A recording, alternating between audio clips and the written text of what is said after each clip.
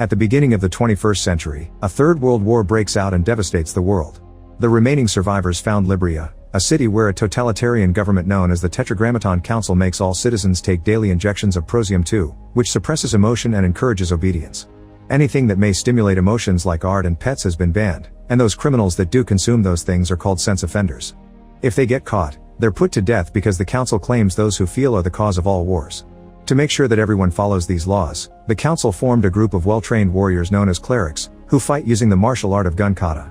Outside the city, there is an abandoned area called the Nether where most of the illegal activity happens. Currently, clerics John and Errol together with their special team are conducting a raid to deal with the latest group of rebels from a group known as the Underground. The team discovers that a bunch of rebels are barricading themselves inside a building, so while they engage in a gunfight outside, John goes inside first with guns in both his hands. He breaks down the door and just waits there in the darkness, letting the rebels fire and not getting hurt even once. Once the fire stops, John uses his gun to shoot all the rebels, using the gun kata technique which uses geometry and psychology to choose where to strike with hit with precision and allows him to be out of the line of fire.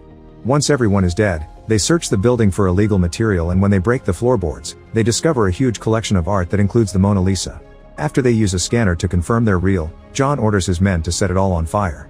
During their ride back to headquarters, John notices that Errol took a book and asks him why. Errol explains that the team tends to leave a thing or two behind so he'll log this evidence himself to avoid trouble with the records.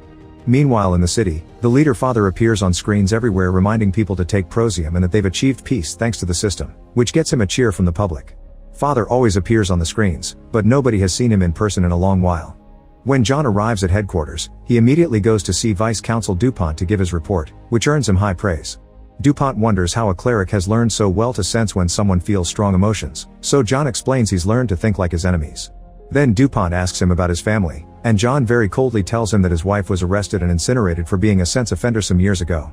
DuPont scolds him for it, saying a cleric should be able to tell his own wife is a criminal. Afterward, John looks at a recording of the car and notices Errol acting suspiciously. He goes to look at the records and discovers Errol hasn't been logging any kind of evidence for weeks, including today's book. He decides to return to the Nether to look for him and finds him reading the book inside an abandoned church. When John confronts him, Errol laments that people have lost everything that makes them human, and when John points out that there is no war or murder now, Errol admits that he'd gladly pay the price to make humans feel emotions again. Then Errol tries to reach for his gun, but John is faster and kills him first. Before leaving he covers Errol's face with the book. Afterward John meets Brant, who will replace Errol as his partner and expresses his hopes to become as good as John. When John goes home, his son Robbie tells him that he saw a boy crying earlier and wonders if he should inform the authorities, so John says he should. Although they're father and son, Robbie calls John by his name instead of Dad. Later in the evening, a sleeping John dreams of the day his wife was arrested. When the officers stormed into his house, John quickly disarmed two of them, but he stopped fighting as soon as they told him his wife was a sex offender. On her way out, his wife kissed him and asked him not to forget her while their two kids watched. The next morning while getting ready, John accidentally drops his vial of prosium on the floor and it breaks. When Robbie notices this, he reminds his father to stop by the Equilibrium Center to get a replacement. However, when John arrives at the center, he discovers that it's temporarily closed because of terrorist activity and that people must go to the center in another sector to get their supply. At that moment Brant comes to pick him up for a mission, so John decides to go with him without telling him about his lack of today's prosium. Then John and Brant go to see a woman named Mary and raid her house. John pushes Mary against the mirror, but he freezes when he's reminded of his wife. Luckily he recovers fast and after Brant destroys the mirror because of its artistic frame, the officers demolish a wall to find a room filled with illegal objects. A desperate Mary takes a gun from an officer and aims it at John, so Brant tries to shoot her. However John stops him, saying they can use her to get information about the underground. Afterward Mary is taken to headquarters for interrogation. John asks her about the other rebels, but Mary ignores the questions and instead asks John about his purpose for living.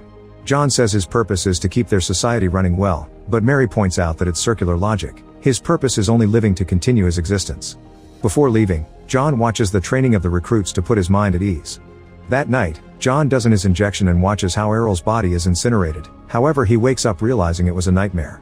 Feeling strange, he runs to the window and peels away the tint on the glass, allowing him to watch the sunrise for the first time. Such a beautiful sight makes him feel lots of emotions like awe, and when he realizes this, he rushes to the bathroom to grab the syringe gun. However he can't bring himself to get the injection again. Then John leaves for work but before entering headquarters, he drops a bunch of prosium vials on the ground to destroy them. He also takes off his glove and brushes his hand against another person's just to know how it feels. In the office, he notices all desks are exactly the same and starts rearranging his things. Brant sees this and asks him what's going on, but John tells him that he's just optimizing his space. Their next mission is to go after some sense offenders in the Nether. As they raid the place, the officers get stuck in a vicious gunfight against the rebels. A man tries to attack John, so Brant shoots the guy. When John catches the guy, he accidentally stares into his eyes and sees the life leave the body. Upset by the things he's noticing now, he immediately drops the body, only to feel worse when he notices the blood on his hands. While the officers kill all the rebels, John discovers a secret room filled with illegal things and decides to take a closer look. He finds a vinyl record of Beethoven's Ninth Symphony and plays it while looking at a snow globe, but as soon as he hears the music, he's so moved that he drops the globe and starts to cry. Afterward, the team burns down everything and Brant notices John is keeping a book. Remembering Errol, John just says he'll log it himself. Suddenly an officer announces they've found some animals, which turn out to be puppies. None of them understand why someone would keep animals in the house and even wonder if the rebels ate them. Brant orders the officers to kill all the dogs and John tries to object, but he can't think of a good reason so he has to second the order. As the team shoots every dog with no mercy, one of the puppies manages to escape and runs to John, who picks it up and is shocked to have his face licked. An officer tries to take it back to finish the job but John takes it away, saying it should be tested for diseases. Sometime later, John has a meeting with DuPont and argues against the murder of rebels, pointing out that they should be arrested and interrogated instead as the law says. However, DuPont informs him that Father has released a mandate ordering officers to exterminate all rebels on sight. Afterward, John watches Mary for a while and decides to ask for the box with her belongings. Among other things, he finds a ribbon, and after smelling it, he decides to secretly keep it. In the evening, he goes to the Nether, unaware that Brant is following him. Once there, John tries to release the dog, but since it won't stop following him, he puts it back in the trunk. John even gives it his jacket and smiles at the little guy. At that moment, officers arrive at the area and surround him as they ask for an ID, which John left in his coat. They take the car keys from him and are about to open the trunk, only for an officer to recognize John and apologize for the trouble. Unfortunately, the puppy uses the moment to yelp, so the officers open the trunk and as soon as they see the animal, they make John get down on his knees. However, John attacks the officers, using their own weapons to kill them. There are more men waiting in the vehicle so John attacks them as well, using the same technique to steal their weapons and kill them all in seconds. Then he leaves with the puppy. The next morning, John decides to hide his vials of prosium behind the bathroom mirror before going to work. Today he'll be training with his sword, and Brant comes by to join him, starting a friendly fight. Their skills are almost on the same level, and as they continue to exchange blows, Brant keeps on taunting John, saying he knows John can't stop thinking about the mysterious murders in the Nether. He says he's glad those officers are dead because now the council will order an acceleration on the defeat of rebels. The fight ends in a tie, and then the duo leaves to raid a new sector in the Nether. While the team searches the area and engages in another gunfight, John comes across a bunch of rebels but tells them to leave. The rebels fear that John will shoot them in the back, so he has to lead them down a corridor to find a place to hide. Soon they begin encountering officers, but John fights them all without hesitation, giving the rebels a chance to escape. After a fierce fight during which he kills all the officers, John goes looking for the rebels, only to discover they've been caught. Brant says he knew John would bring the rebels to him, then he asks him to shoot them all, even giving John his own weapon to do it. John takes it and after some hesitation, he gives the gun back to Brant, saying it will be better for him to hold on to his own weapon. Then Brant orders the officers to kill all the rebels, so John leaves the room to be able to keep up a cold face. Sometime later, John visits DuPont to tell him that he's ready to become Father's instrument against the resistance, so DuPont gives him the mission to destroy the underground. Then John goes to the morgue to apologize to Errol's body for doubting him. He also checks out Errol's belongings and discovers he had a lot of pictures. The one with the word freedom on it gets John's attention. He rushes to see Mary to ask her about Errol, and when she denies knowing him, John reveals the picture, which shows Mary and Errol had been together. Since Mary still won't talk, John tells her he killed Errol, causing Mary to grab a pen and jump on him to stab him. John blocks the attack before pinning her down and gently touching her face, being affected by her face because he's reminded of his wife. After looking more at the picture and the word written on it, John remembers a place called Freedom Reading Room where a teacher reads the manifesto to young men. John visits the place and kicks all the students out before threatening the teacher until he learns that Errol came often here to meet with a man named Jurgen. Getting an idea, John breaks down the shelves by throwing the teacher against them and comes across Jurgen, who says the rebels have been watching John. Afterward, Jurgen takes John to the underground, where rebels are keeping a secret life filled with beautiful objects. John is put on a polygraph to make sure he's feeling emotions, and as soon as Jurgen mentions Mary, the polygraph machine goes crazy. Jurgen admits he knows John has Mary's ribbon and tells him his feelings will only be satisfied if he allows himself to fall for her, but John points out that Mary will be incinerated the next day. Then John wonders what he can do for the resistance, so Jurgen asks him to kill Father. As soon as John leaves the underground, he's surrounded by guards and taken to DuPont, who says he heard rumors of a cleric who stopped taking prosium. Then he asks John what he's been doing lately, to which John answers he's been attempting to contact the rebels and promises to double his efforts. Later when he gets home, John leaves another vial inside the mirror and watches his children sleep. Curious, he grabs his son's syringe box, only for Robbie to wake up and ask him what he's doing. John explains that he's only making sure that Robbie has been taking his daily dose. Then Robbie goes back to sleep, but he shocks John by calling him Dad. The next day, John goes to see Mary and she finally realizes he hasn't been taking his injections. She can tell that John is feeling lost and confused, so she touches his hand to offer some comfort. Afterward John meets with Jurgen to explain that killing father is impossible because nobody has been allowed to see him in years. However, Jurgen says that John is trained for this and promises that if John gets father, the rebels will be ready to destroy all the Prosium labs around the city. Once everyone is feeling again, then human nature will win their fight. John agrees to try, and before he leaves, Jurgen warns him not to watch Mary's execution because it'll only make it harder for John. When John returns to the office, he ends up seeing the preparation for the execution on the screens, and this inspires him to look for the footage of his own wife's death.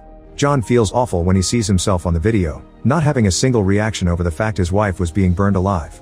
Wanting to make up for his mistake, John runs to the incineration room to save Mary. Unfortunately, by the time he gets there, Mary is already inside the chamber and the machine turbines have already been started. They can't be opened now because if they are, the turbines will cause an explosion on the streets. John tries his best to hold back his tears as Mary dies, but eventually he can't take it anymore and runs outside to have a breakdown. At that moment Brandt arrests him, and after beating him up in front of everyone, he takes him to DuPont. Brandt says that John has been involved with Mary and that he was the one who killed the officers in the Nether. However, John reminds DuPont about his mission to expose the traitor among the clerics and claims that Brandt is the man they're looking for. DuPont proceeds to check the gun that killed the officers, and it appears to be Brandt's weapon. Confused, Brandt looks at the gun he's carrying and discovers it's John's because he switched them the other night. To cover this up, John tells DuPont that Brandt took his firearm when he arrested him. DuPont orders the men to take Brandt away for judgment, but he also informs John that the law still requires for a team to search his house. John pretends to be fine with this and comments that he's disappointed that he hasn't still met father despite being an instrument for the destruction of the underground. Afterward, John runs back home to take the hidden vials, but when he moves the mirror he finds the space empty. At that moment Robbie reveals he took the vials before the officers could find them to protect his dad, and confesses he and his sister have stopped taking their injections since their mother's death. John gives them his blessing before leaving. Moments later, John meets up with the rebels to start a plan. He calls the council and informs them he's located the underground. Soon the officers come to arrest all the rebels, and John is considered a hero worthy of meeting with father. On the day of the meeting, the council makes John go through a test first. They make him hand in his weapons and connect him to a polygraph before asking him for the easiest way to take away a weapon from a cleric. Suddenly Brandt shows up and whispers, "You ask him for it." Then father appears on a screen, explaining that Brandt's arrest was part of an old plan. For years, father has been trying to infiltrate the underground, but he realized that he needed a man who would think and feel like the rebels.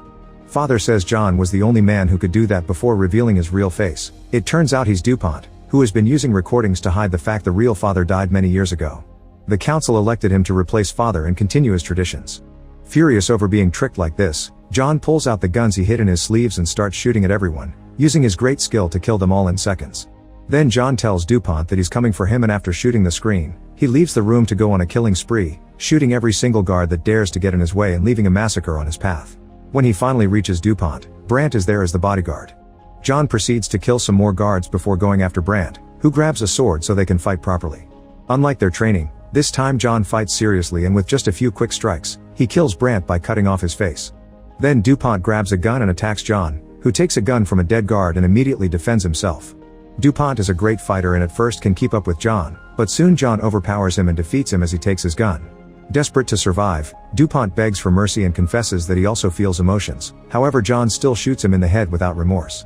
Before leaving the building, John destroys the machines broadcasting father's messages. This is seen as a sign by the rebels, who immediately start bombing the Prosium factories all over the city. Now the locals can understand that it's time to fight against the system. Make sure to subscribe and turn on notifications so you can watch more videos like this. Thanks for watching.